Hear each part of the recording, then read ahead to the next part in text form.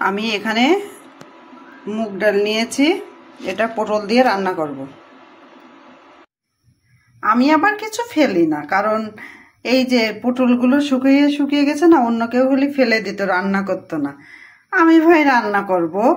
অন্য সময় হলে পটল আর আলু একসঙ্গে রান্না করতাম, আর এই পটলগুলো এখন শুকিয়ে গেছে বলে আমি হচ্ছে গিয়ে মুগ ডাল দিয়ে রান্না করব, যাতে করে একটু খেতে ভালো লাগে। একটু ঝাল ঝাল করে মুগ ডাল দিয়ে রান্না করব, তাহলে খেতে ভালো লাগবে। এদিকে মুগের ডাল হচ্ছে গিয়ে সিদ্ধ করতে দিয়ে দিয়েছি এই যে প্রেসারে। আর এই যে সবজিগুলা আমার আবার অপচয় করতে ভাল লাগে না। ভাবেছিলাম ভাজি করব, তা ভাজি করলে ভালো লাগতো না। দেখেন কিভাবে শুকাইয়ে গিয়েছে, এই জন্য রান্না করব। ভালো থাকেন সবাই। তেল গরম করতে দিয়েছি, জিরে কালো জিরে তেলের উপর দিয়ে দিলাম। এবার কাঁচা পাকা বয়স্ক কুচকে যাওয়া পটলগুলো দিয়ে দিলাম তেলের উপর।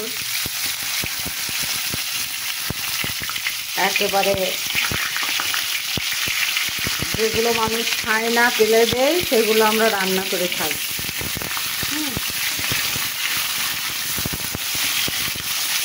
এবার পটলগুলো ভালো করে ভাজবো, একটু লবণ দিয়ে দিই, আমি থাক পরে দেবো লবণ। পটল একটু নাড়াচাড়া দিয়ে ভাজি করে নিলাম, আর আলুগুলো আলাদা করে ভাজি করবো না, এই পটলের ভিতর দিয়েই ভাজি করে নেব। একবারে সব ভাজি হয়ে যাবে। হলুদ দিয়ে দিলাম,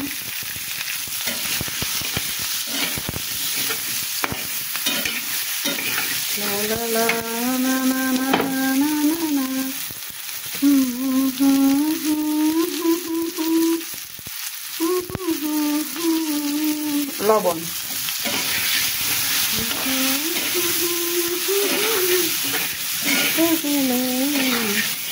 ভাজা হতে লাগো। মরিচের গুঁড়া দিয়ে দিলাম। এবার ডাল দিয়ে দিলাম। আমি সেই মুগের ডাল হিসাবে সিদ্ধ করে রাখেছিলাম, এটা দিয়ে দিলাম।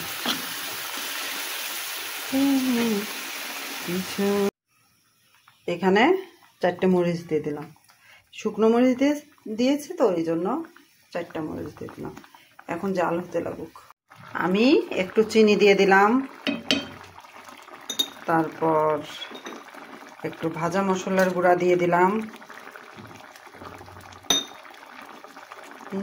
ভালোবাসা বেঁচে থাকবে, এই ভালোবাসা বেঁধে রাখবে। একটু ঘি দিয়ে দিলাম, রেখে দেওয়ার জন্য। একটু থাক, ঘির রং তলাটা কালো কালো লাগতেছে, ঘির রংটা। আমার কিন্তু এই যে মুগের ডাল দিয়ে পটল রান্না হয়ে গেল। জানি না কেমন লাগবে খাতি। আমি কিন্তু এখানে জিরে বাটা দিইনি, আপনারা চাইলে জিরে বাটা দেবেন, আদা বাটা দেবেন। এভাবে রান্না করে খেয়ে দেখতে পারেন। আমি একটু দেখতো কেমন হয়েছে।